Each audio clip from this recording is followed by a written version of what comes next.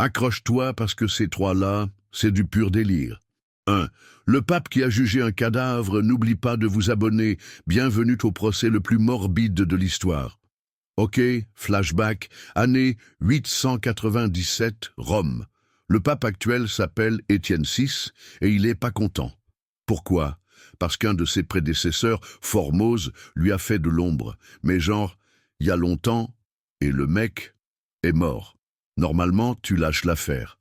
Mais Étienne, lui, il s'est dit « Non, mais attendez, on va le juger quand même. » Donc devine ce qu'il fait? Il fait déterrer le cadavre de Formose. On l'habille avec ses vêtements de pape. Tu veux pas imaginer l'état du mec, mais bon, on l'installe sur un trône et on le fait comparaître devant un tribunal. Le cadavre. Il y a un diacre qui répond à sa place, genre « Oui, monseigneur, je plaide coupable d'avoir été un mauvais pape. » T'es en plein épisode de South Park, Vatican édition. Verdict, coupable. Formose est déclaré hérétique post-mortem. Son corps est jeté dans le Tibre. Et Rome est genre, le pape va bien, là?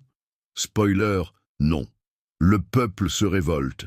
Étienne VI est arrêté et étranglé en prison. Karma Express.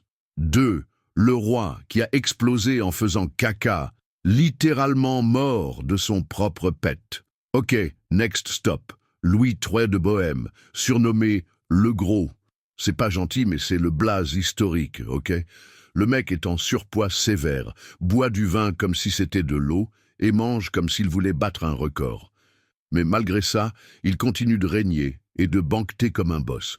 Un jour, il s'enfile un repas tellement énorme que son estomac dit « stop », genre « stop, stew up », il va aux toilettes. Et là, drame. Il pousse un peu trop fort, son intestin se perce, littéralement, et le mec meurt dans d'atroces souffrances. Sur son trône, le VRA trône, celui en bois, Louis III, dernier du nom, mort en faisant caca. Faut le faire. 3. L'espionne qui dansait nue pour piquer des secrets quand le charme devient une arme de guerre. Son nom, Mata Hari, son vrai nom, Margareta Zell. Mais tout le monde l'appelle la danseuse fatale. Début des années 1900, elle danse nue, ou presque. Elle séduit les généraux, les diplomates, les riches hommes d'affaires. Mais pendant la Première Guerre mondiale, elle joue un double jeu.